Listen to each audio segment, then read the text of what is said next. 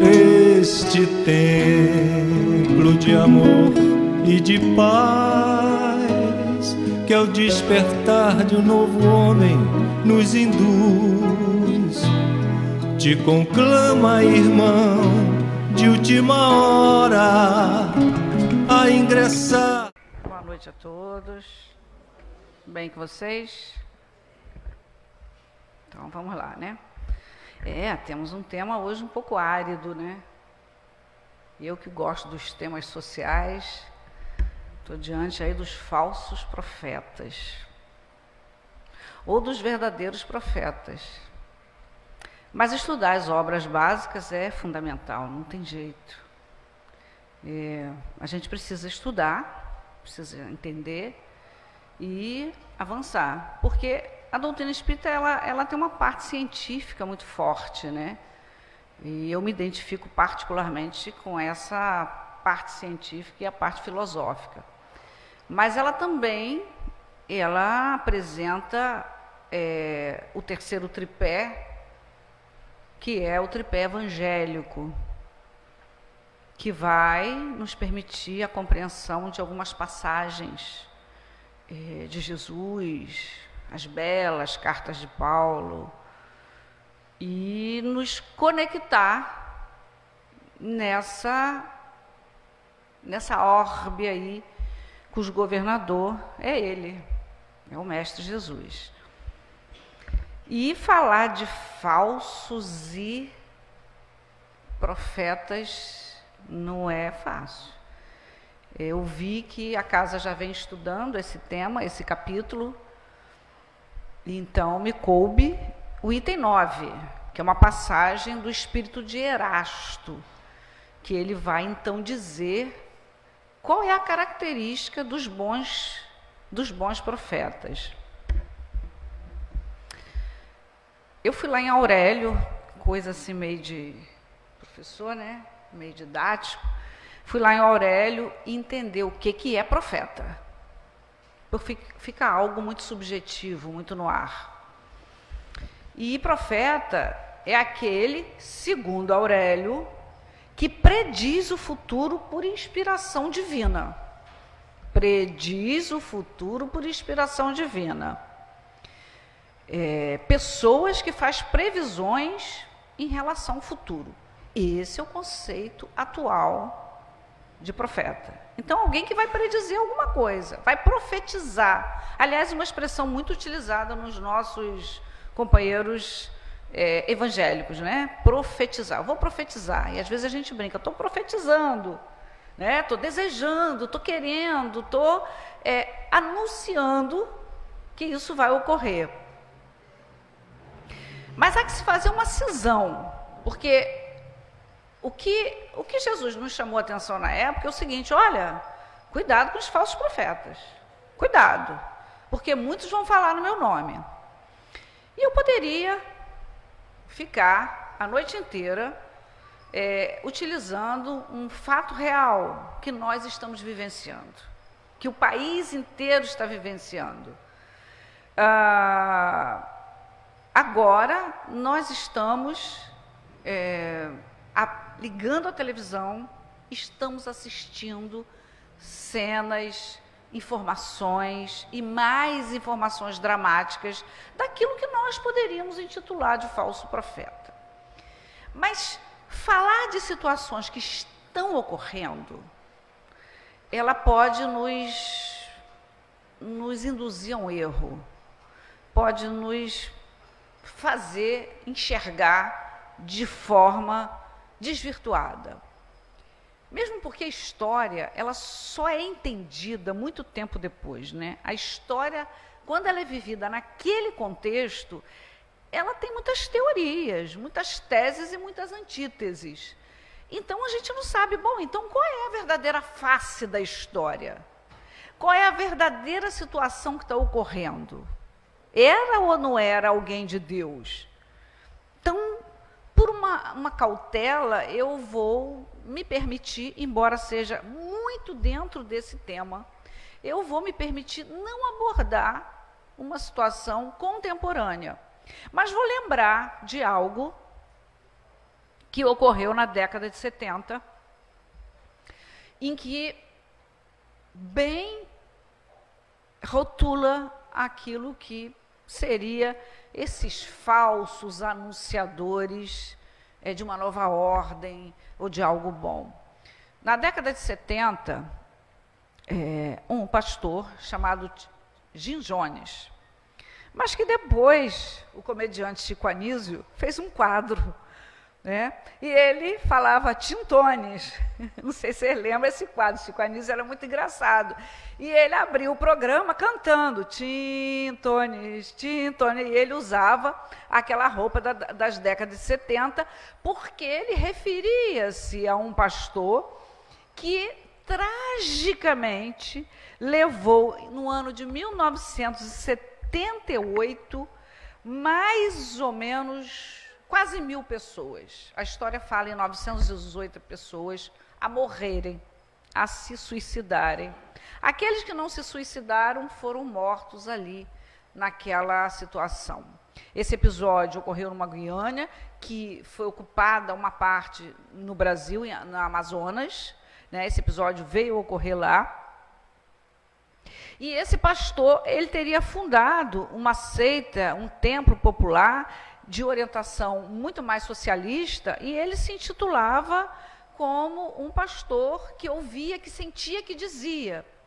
E que, se eles fossem atingidos na sua própria fé, era melhor que eles morressem. Era melhor que eles morressem. Então, foi um fato que ocorreu dentro de um contexto religioso. Mas dentro de um contexto político também, nós tivemos o episódio da Segunda Guerra Mundial. O episódio da Segunda Guerra Mundial, ele nos remete ao Holocausto, sobretudo dos judeus. Mas não foi só isso. Não foi só isso. A admiração que os próprios alemães tinham ao Hitler eram tão grande, eles seguiam o Hitler com uma cegueira tão grande, achando que ele efetivamente ia fazer a raça pura, que quando estavam para ser presos, para ser pegos, quando a guerra estava terminando, eles se suicidavam. Eles preferiam se suicidar do que serem pegos, serem mortos, serem escravizados, ou serem... né? Então, no segmento da política também, uma proposta de cegueira, de submissão, é encontrada nesse fato extremamente que marcou a nossa história, que foi a Segunda Guerra Mundial. Mas, então, na política, na religião, e na ciência, claro, quantos aí se intitulam que descobriu, né, a grande panaceia para certas doenças?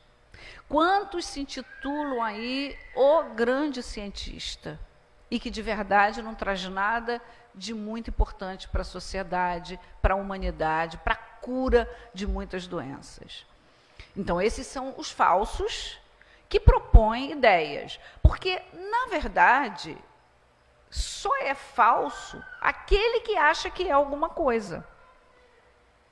Porque quando nós não achamos que não somos nada, não recebemos o título de falso. Só somos falsos porque nos permitimos enganar por uma falsa ideia, por uma falsa ideologia. Né? E Joana de Ângela, ela vai nos propor dizendo o seguinte: e por que se permite enganar? Por que alguém se permite convencer de que uma teoria, de que uma ideia é salvadora, de que só ela existe? Porque aquela ideia, porque aquela teoria, ela vai de encontro com os nossos arquivos, exatamente com aquilo que nós somos. Então, quando alguém nos engana com a ideia de que isso vai ser a salvação, essa fé religiosa vai te salvar, é porque a pessoa tem esses arquivos e se permite enganar. E aí eu vou fazer um destaque muito importante, lógico, puxando a brasa para minha sardinha, obviamente, um destaque extremamente importante de que a ciência espírita, ela jamais propõe a cegueira. Mas ela propõe o quê? Espírita, instruí-vos. Amai-vos, óbvio, primeiro mandamento, instruí-vos. E quando ela diz assim, olha, se instruam, estudem. Ela não está dizendo que a gente tem que aceitar tudo que é dito. Ela não está dizendo que nós temos que bater a continência para todas as propostas, mesmo as kardecianas. Claro que as kardecianas foram feitas pelo Espírito de verdade. Mas eu tenho o direito de duvidar. Eu tenho o direito de questionar. Eu tenho o direito de confrontar. Afinal de contas, qualquer resultado positivo, e assim é uma tese, por exemplo, de doutorado, ela só sai quando se cria a tese e a antítese, que são os testes. Vamos testar a partir de quê? Aí isso está errado, mas está errado em relação a quê e por quê? A quê e por quê?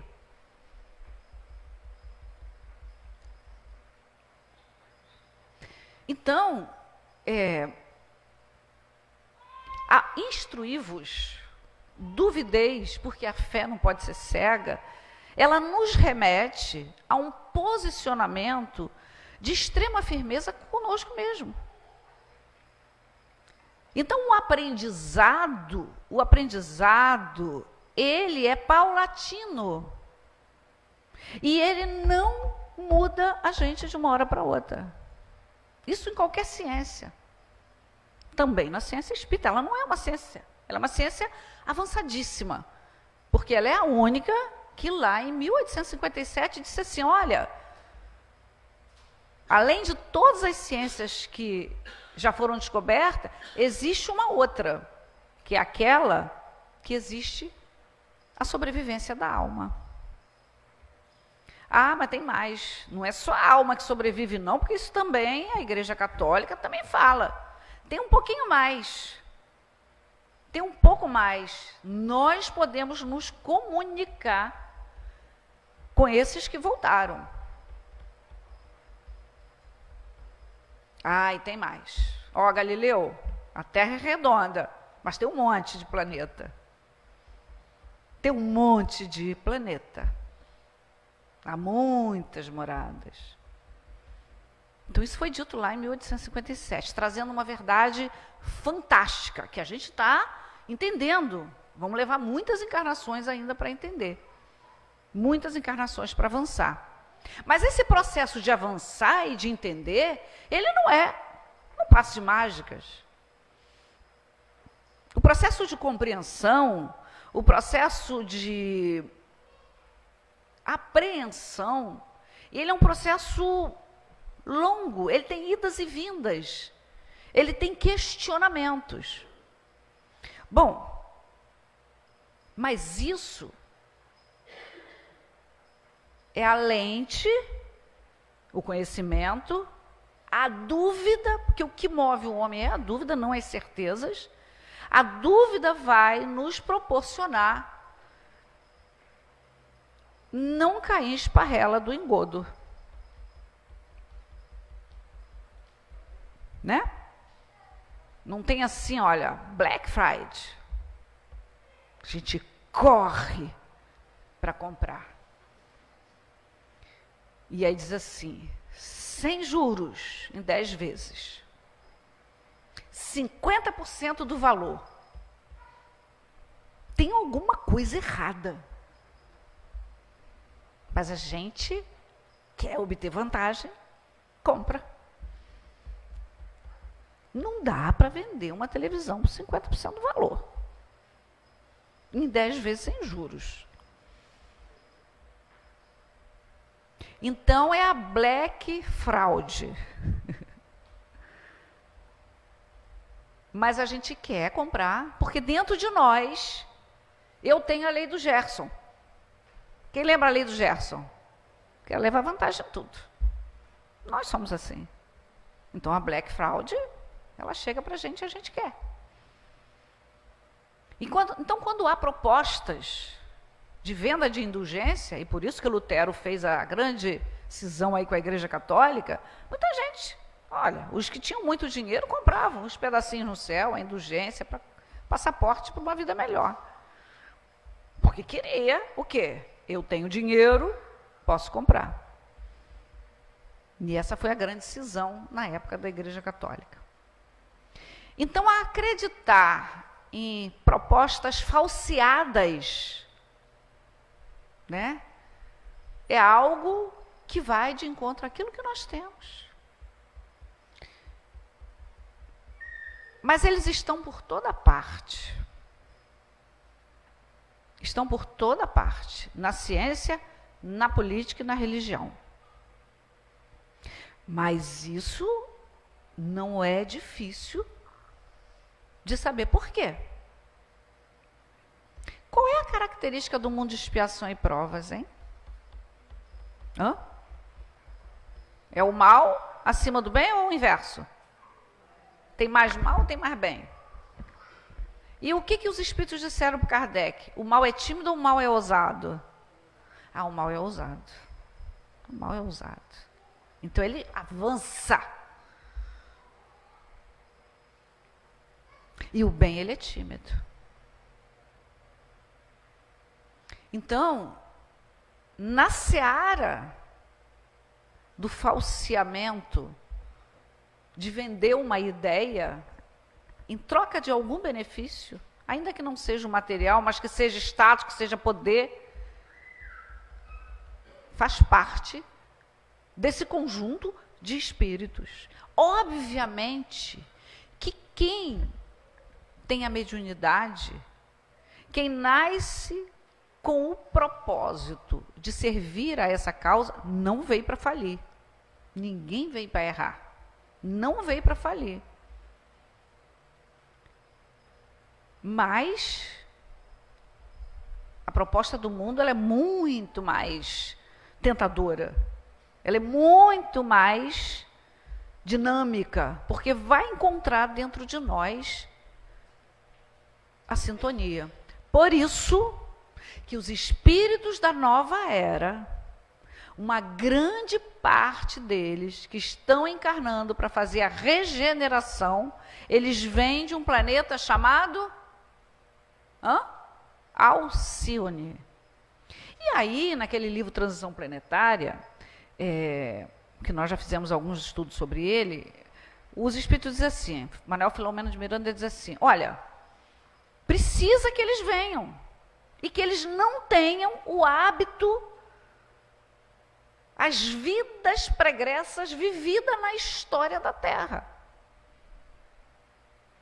Para que, quando eles cheguem aqui e que encontrem as propostas de um mundo de expiação e prova, que não são as melhores, não haja eco no seu psiquismo e que ele se perca. Então, quando nós nos permitimos enganar, é porque nós queremos não, mas nós temos um campo magnético propício para isso. Nós temos um arquivo de várias encarnações propícia para isso. Então, esses espíritos de Alcione, que vão nascer, já estão nascendo, que já chegaram, eles não passaram pelas cruzadas. Não passaram pela Inquisição. Não passaram, no Brasil, pela escravidão. Não passaram pela Segunda Guerra Mundial. Não passaram pelo complexo de culpa, de medo. Não passaram pelo complexo de sisudez que nos foi imposto durante muitos séculos, milênios. Que para ser aceito, tem que ser santo. E o santo é sisudo, não é, né? Não é. Não há sisudez. Chico Xavier foi a pessoa mais alegre, mais gaiata, mais engraçada, mais livre, mais leve. Porque ele não precisava rotular que ele era nada. Ele era, simplesmente ele era. E quem é livre. E essa liberdade é algo que transcende qualquer rótulo. Ser livre, ser livre é já ter superado as suas memórias infelizes. Então é a liberdade plena. Essa é a verdadeira liberdade. Chico era livre. Era, não é, né? Mas ele, enquanto franciscano Xavier, era um ser livre. E quando ele dizia assim, nossa, o Chico, ele falou assim, eu sou um cisco. Eu sou um cisco. Porque ele era um profeta. Se a gente voltar para esse conceito aqui, é aquele que tem inspiração, que ajuda. E aí Erasto, porque a gente está fazendo um estudo, né? Se vocês deixarem, eu fico aí divagando, meio que filosofando. Mas eu gosto de usar Joana, que é uma das autoras que eu mais gosto, contemporânea, adoro Joana, Leon Denis. Então, a gente vai nos situando dentro desse contexto. Porque a grande fase, talvez a terceira fase grande do conhecimento espírita, são as obras do autoconhecimento propostas por Joana de Ângeles. Então, não adianta a gente falar falso e profeta verdadeiro, mas quem que se engana? Porque o mal está em toda parte, mas só existe o mal porque ele avança. Por que existem maus políticos? Primeiro, porque os bons, nós, muitos, não eu, mas são tímidos. E porque os maus conseguem enganar com uma facilidade, não é? São inteligentes. E essa inteligência, ela está também nos espíritos desencarnados. Porque o grande problema disso aí é que quando a criatura humana, ela compactua com aquela ideia de que vai ser um profeta, de que vai ser bom, de que vai vencer, de que é melhor do que todo mundo, de que tem um dom a mais. E ela se perde na vaidade, no orgulho, no interesse financeiro, qualquer um, que não seja verdadeiramente servir a causa do bem, ela passa a adquirir companhias pela lei da atração que sintonizam com ela nessa mesma proposta. E aí, aquela ideia, aquela proposta que era individual, pessoal, exclusivista, passa a ganhar um corpo, uma densidade que vira um feedback. Então, aquele ser encarnado, ele recebe aquelas orientações para maximizar, potencializar e avançar.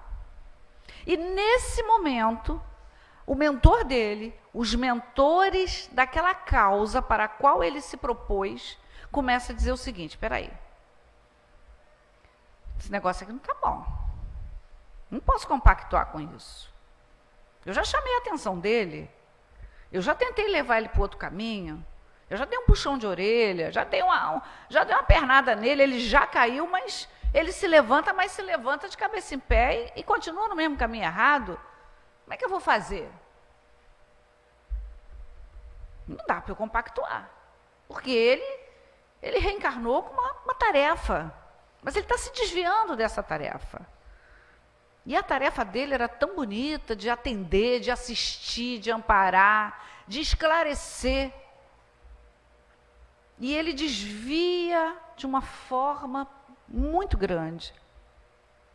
Não dá para mim. Não posso ficar nesse barco. Porque esse barco, ele vai cair num mar revolto. E esse mar revolto vai chegar uma hora que não vai haver controle. E ele vai afundar.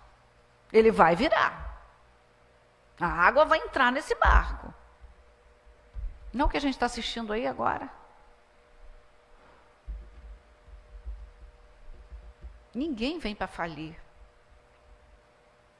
É claro que tem aqueles que a fé realmente, mas aí a própria pessoa, ela se cura, ela se melhora, porque ela tem dentro dela essa capacidade. E nesse caso, voltando ao barco, vários outros que querem a aventura desse navegar num mar revolto, assume o controle e continua aí, avançando adentro nesse mar. Mas aqueles espíritos que se comprometeram naquela proposta inicial, eles abandonam o barco. E é claro que nada na vida está solto, né? O escândalo há que existir, mas ai da mão que propõe o escândalo. Então essas situações precisam, às vezes, vir à tona. É triste. Mas o mais triste é saber que elas existem e não que elas vieram à tona. É como ocorre na política.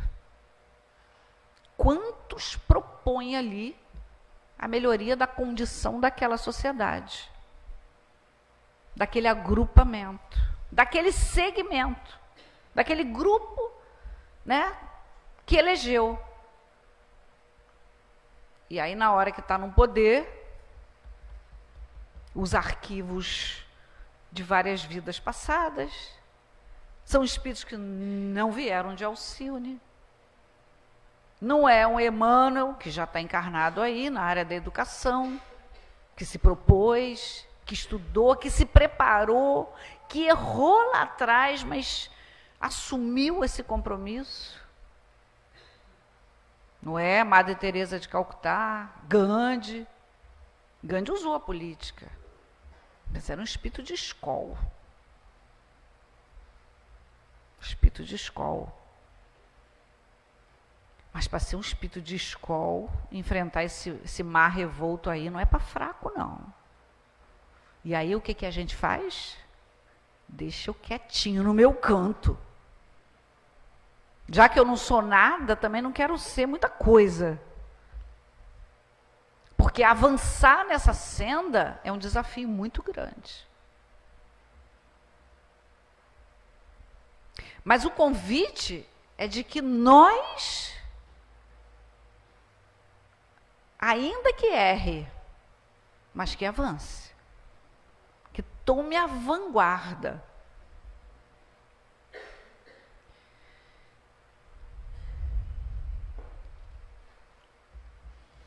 Porque essas armadilhas internas, nós todos as temos e somos testados o tempo inteiro. Bom, mas como eu identifico que aquela ideia política, que aquela ideia religiosa, que aquela doutrina não está indo bem? Como que eu identifico? É fácil? É fácil identificar? O movimento espírita tem uma coisa boa. Não tem chefe. Né? Não tem um único pastor. Não tem um presidente sempre. Isso é proposital. Isso é proposital. Porque nós temos a marca do orgulho e da vaidade. Mas em algumas instituições, e mesmo dentro do movimento espírita, é comum a pessoa não querer sair do poder. mesmo dentro do movimento espírita. Não quer sair da presidência, não quer sair da tesouraria, não quer sair do espaço de destaque. Mas o movimento, ele é proposto para evitar esse endeusamento. Para evitar esse endeusamento. Situações que às vezes não ocorrem em certas religiões, em certas doutrinas. Então, no Livro dos Espíritos, além do Evangelho, tem uma questão que diz assim, 624. Já que a gente está fazendo um estudo, nós precisamos nos ater também ao estudo, né? Senão vocês vão sair daqui e vão dizer assim, Benizete ficou filosofando. Quarta-feira é estudo. Ela vai me puxar a orelha. Quarta-feira é estudo. Era para ela falar do item 8 da mensagem de Erastos. Mas eu estou falando. Eu estou falando de uma forma que fique aí nos chamando a atenção para a gente refletir. E na questão 624, Kardec pergunta assim, mas então, vamos voltar para o estudo, né, gente? Qual o caráter do verdadeiro profeta? Qual o caráter do verdadeiro profeta? É um homem de bem, inspirado por Deus. De bem, inspirado por Deus. Podemos reconhecê-lo por suas palavras e ações. Não pode se servir da boca do mentiroso para ensinar a verdade. Claro que isso não é só na religião. É óbvio que Deus não intui só o religioso, mas ele intui a ciência. Ele intui na ciência. E a semana passada saiu uma matéria, eu fiz essa aula, eu fiz esse estudo no PowerPoint, mas ficou tão grande que eu falei, não, isso é um seminário, eu vou me perder. Saiu na semana passada o astrônomo Marcelo Gleiser. Quem é que viu aqui? Marcelo Gleiser, viu? Um astrônomo que ganhou o Prêmio Nobel do diálogo, em razão do diálogo da ciência com a espiritualidade. Não é uma pessoa aí inspirada por Deus? Porque a ciência já está descobrindo. Existem cadeiras na universidade, nos cursos de medicina, de espiritualidade. Eu, há mais ou menos 8 anos, visitei no Paraná, eu gosto muito do movimento espírita também do Paraná, eu tenho vários amigos lá. Visitei no Paraná, especificamente em Curitiba, uma faculdade mesmo, de ciência espírita. Assisti a aula, que estuda a ciência espírita, estuda a fenomenologia espírita, a partir das obras de Kardec, de Leon Denis, com várias disciplinas e vários conteúdos. Um outro também, no início do século passado, foi Carl Gustav Jung. Qual foi a contribuição de Jung para a gente chegar ao homem do autoconhecimento? Freud trouxe o quê? Psicologia. E Jung avançou na transpessoalidade. Eu não sou uma pesquisadora, porque não é minha área, mas sabe-se que Jung rompeu com Freud, obviamente, e que pelas pesquisas dele, profundamente avançada, em razão de achar uma barreira na ciência e na materialidade, ele avança para algo além da materialidade e percebe que há algo além e inicia isso nos seus escritos, nos seus ensaios. Em razão disso, Jung fica à margem da ciência da época. E ele disse assim, tem coisas que não podem ser ditas. E Jung, dentro da ciência, dentro da psicologia, ele chegou a energia espiritual. Ele só não pôde avançar, porque na época não havia aceitação acadêmica, científica, para que ele falasse da existência do espírito. Então, só para fazer 2 pontos e contrapontos, um agora, esse Marcelo Gleiser, saiu em todos os jornais, tem 15 dias. Jovem, e Jung, que nasceu em 1875 e faleceu em 1961, no início do século passado. E ele veio trazer a grande contribuição para a ciência, para o autoconhecimento, para descobrir quem sou eu. Porque se eu me conhecer, se eu me descobrir, se eu avançar no meu mundo interior, nas minhas questões, é possível que eu consiga ser uma pessoa mais feliz e compreendendo mais a mim mesma. E aí, eu sempre estudei muito Joana de Ângeles, gosto, apaixonada por ela, eu faço essa declaração de amor para ela sempre, desde que saiu lá o Homem Integral, que eu estudei, reestudei toda a obra dela, fiz vários grupos de estudo, organizei vários grupos de estudo da obra de Joana de Ângeles. Uma vez eu lá, pensando assim nela, falei assim, mas engraçado, estou fazendo aqui as contas, então foi Jung que orientou Joana para ela fazer a série psicológica, porque Jung, ele desencarnou em 1961. Será que foi Jung? Será que ele chegou no plano espiritual e começou, intuir Joana, os dois lá no plano espiritual? Não, depois a gente descobriu, nada disso. Joana já estava no plano espiritual há muito tempo, e ela é quem intui Jung. Ela que é uma das, não vamos dizer mentoras, mas é uma das referências espirituais de Jung. E que hoje estão no plano espiritual, trazendo para a gente aí esse descortinar de quem realmente somos do ponto de vista do psiquismo humano. Porque esse conhecimento, esse autoconhecimento, vai nos proporcionar um desvendar da nossa natureza íntima. E trazer para nós, à baila, a compreensão de certas dificuldades que nós temos com o mundo, com a vida, com nós mesmos, com a família.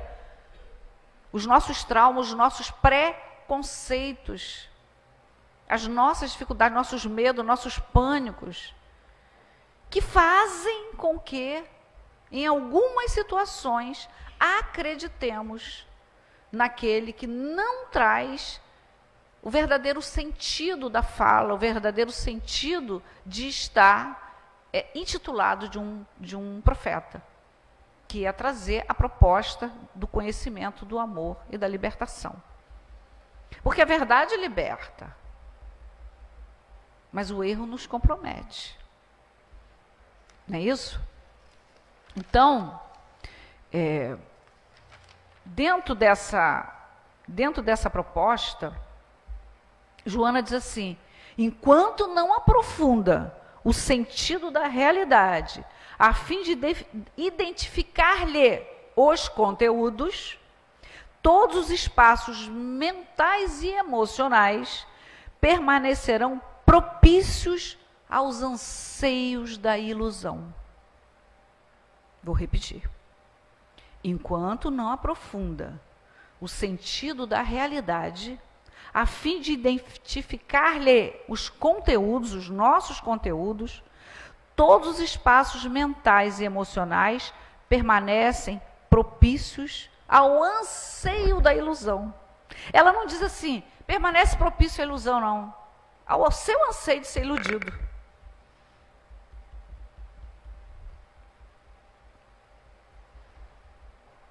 Que é aquilo que às vezes os terapeutas, psicólogos falam assim, mas foi dito isso textualmente ou foi você que quis achar que seria dessa forma? Você criou isso. Você criou. Você se propôs a achar que a história funcionava dessa forma. Essa frase dela está naquela obra Amor, Imbatível Amor, que é uma das obras delas mais difíceis, né? Amor, Imbatível Amor. Então, hoje, nós temos uma necessidade de manter o coração e a mente na dimensão do conhecimento e da fraternidade. Por quê? Nós estamos vivendo o ápice da mudança. Nós estamos vivendo o ápice da transformação. Então, todo esse caos que nós estamos assistindo faz parte. Tem a Gênese é fantástica. Semana passada eu fiz um estudo no Semente de Mostarda, que era exatamente, eu fiz no PowerPoint, tive um pouco mais de tempo, que era exatamente os conflitos, o momento atual, os conflitos atuais e nossa participação social. E na Gênese tem lá os finais dos tempos, pela lente científica. Então é que ela diz o seguinte, olha, os espíritos dizem assim, nada disso aí está solto. Essa tragédia na escola é triste, mas faz parte. As enchentes, essas catástrofes, a Nova Zelândia lá, que uma pessoa entra e mata, nem sei mais quantos mortos, porque cada vez o número sobe, isso na mesma semana. Um dia nós acordamos com a tragédia de Brumadinho, 300 mortos, que não foi uma causa natural, né? Não foi uma enchente simples. Foi um rompimento de uma barragem que, segundo depois os geólogos e os estudiosos, era previsível. No outro dia, a gente acorda com o incêndio lá dentro do... como é que é? O coisa do urubu, como é que é o nome? Eu ia falar? Do Flamengo, daqueles jovens que morreram naquelas condições precárias. Depois, logo depois, em seguida, na outra semana, depois do carnaval, essa tragédia lá em São Paulo. Como é que é o nome da cidade mesmo? Suzano.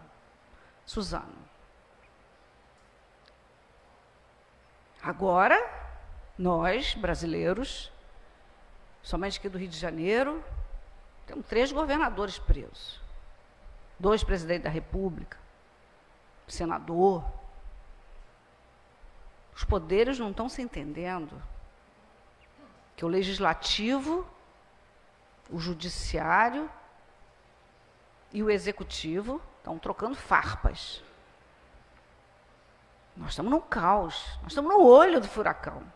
Então a gente fica pensando, caramba, onde vai parar isso? Está tudo certo, gente. Está tudo certo, só posso dizer isso. Eu vou então profetizar, está tudo certo. Se eu posso, assim, ser uma mensageira, se é que é possível, fazer uma graça com essa história toda, eu vou repetir o que dizem os espíritos. Nada é por acaso. Está lá, leia lá, final dos tempos, lá na Gênese. Deus não ia abandonar a gente, não. Isso era para acontecer. Essas situações, essas alterações geológicas, né? Agora teve também outra enchente, foi onde mesmo? Tanta gente, tanta que eu até me perco. Triste, né? Nossa, em países normalmente, populações pobres. Gente, nessa história de Suzano, nós ouvimos várias reportagens. Uma delas, uma moça, uma jovem, dizendo assim, naquele dia eu acordei gripada e não me senti disposta de ir para a escola. E ela não estava nesse contexto. Não era para ela o resgate coletivo. Então eu fico pensando, e aquele pessoal que estava em Brumadinho, que não trabalhavam ali, que não viviam ali, que estavam a passeio numa pousada.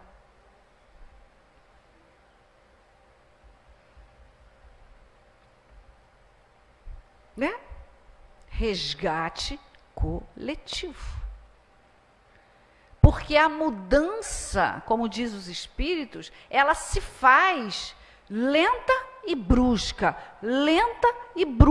gradativa e também de forma abrupta. Porque senão não vai. Então lá em A Gênesis, assim, está tudo certo, isso está previsto. Isso estava previsto. Agora, nós temos espíritos encarnados, que são os falsos semeadores da verdade, do amor, do equilíbrio, que trazem a tragédia humana. Porque o caso de Suzano é uma tragédia humana, não é uma tragédia natural. E essa tragédia ocorre diariamente nas comunidades. Nós moramos numa capital, nós moramos num estado extremamente violento. Talvez só perca para Belém, que também é muito violento. Então essas tragédias humanas ocorrem toda hora.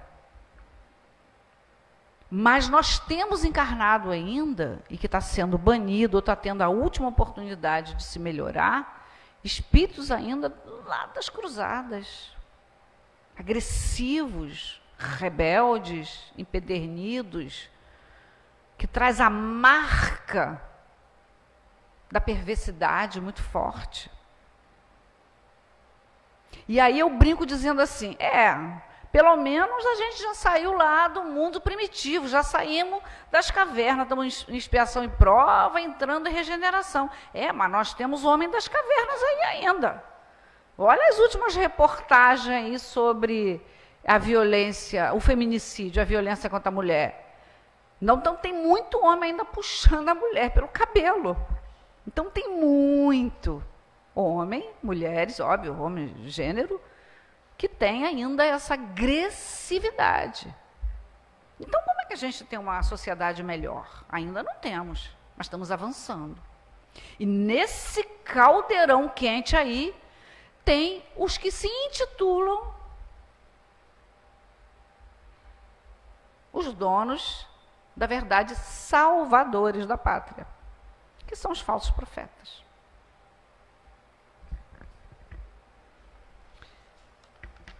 Eu vou encerrar, porque eu falo muito, né?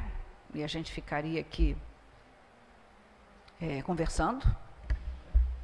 E eu vou ler um texto que é da Religião dos Espíritos, que fala ante os falsos profetas.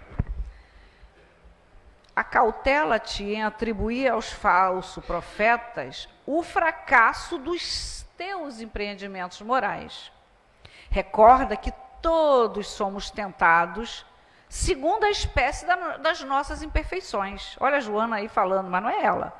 Não despertarás a fome do peixe com uma isca de ouro, nem atrairás a atenção do cavalo com um prato de pérolas, mas sim ofertando-lhe a percepção leve do bocado sangrento ou alguma concha de milho. Desse modo, igualmente, todos somos induzidos ao erro na pauta da nossa própria estulícia, palavrinha. Dominados de orgulho, cremos naqueles que nos incitam à vaidade e, sedentos de posse, assimilamos as sugestões infelizes de quantos se proponham a explorar-nos a insensatez e a cobiça. É preciso lembrar que todos somos, no traje físico ou dele desenfeixado, espíritos a caminho, buscando na luta e na experiência os fatores da evolução que nos é necessária. E que por isso mesmo, se já somos aprendizes do Cristo, temos a obrigação de buscar-lhe o exemplo para o ideal de nossa conduta. Não vale assim alegar confiança na palavra de quanto nos sustentam a fantasia. Isso vale para tudo, até os relacionamentos.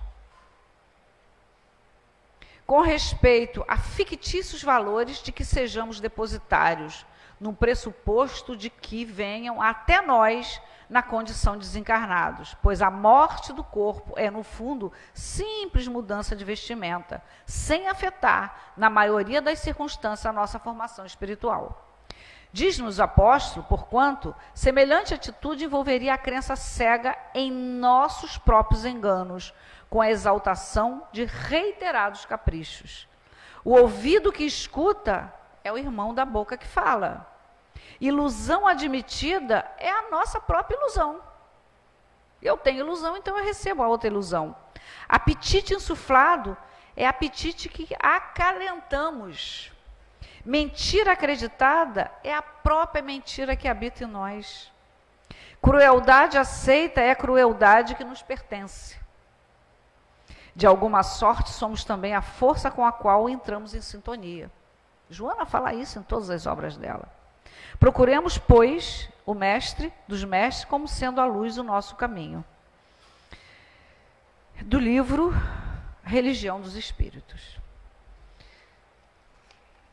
Temos que buscar o conhecimento, contestar, confrontar, duvidar, porque esse é o processo de conhecimento em toda a ciência, inclusive na ciência espírita. Bom, eu espero que tenha sido oportuno para vocês. Muito obrigada.